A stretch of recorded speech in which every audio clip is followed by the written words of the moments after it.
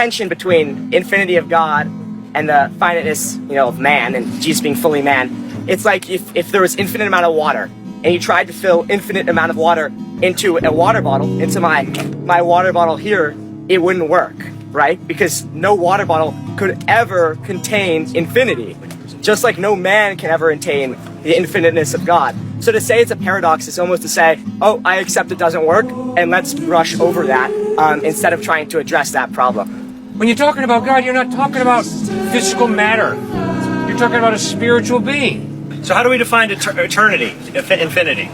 How do we define Well, there's a difference between the two. Eternity is without end of time. No beginning, no end. God is eternal. No beginning, no end. So you have a problem with this eternal God, who is spirit, humbling himself and becoming a human being? What's your problem with it? And don't give me the water bottle stuff. Come on, you know better than that. Eternal is never ending, right? Yeah. Jesus' life ended. Yeah. So how could the eternalness of God then be equal to Jesus, which life ended? Very simple, because when Jesus prayed, he wasn't talking to himself. He's not God the Father. He's not God the Holy Spirit. So when Jesus humbled himself and walked on earth, he prayed. And he wasn't talking to his navel. He was talking to his Father in heaven. That's part of the mystery of the triune God. Jesus' life is not. Life, he's fully man. All men die. Jesus good. As a human being, he died. Correct. So then how could, if Jesus is equivalent to God, and God is eternal, how can in Jesus' life not be eternal? God is omnipresent. When Jesus walked on earth, he didn't visit Yale. No offense to you guys, he didn't come to New Haven. He lived in Palestine, in Israel.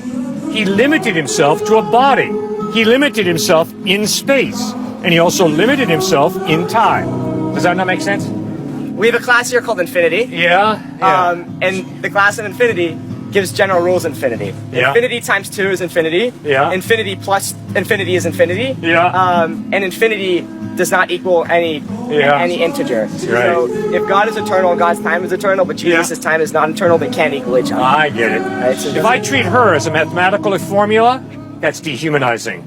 And if I treat God as a mathematical formula, I'm an idiot. God is not a mathematical formula, and guess what? Neither is she.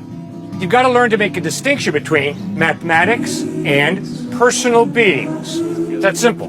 That make no sense? Kierkegaard talks about the leap of faith. Yeah, he sure does.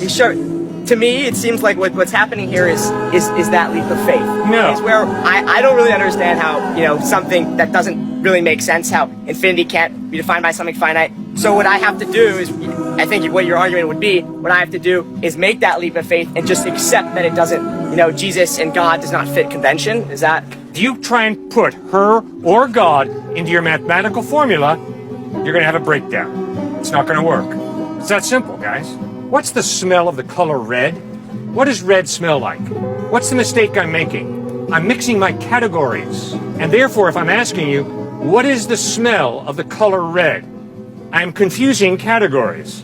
In the same way, if you think you can fit God into a mathematical formula, you're confusing categories.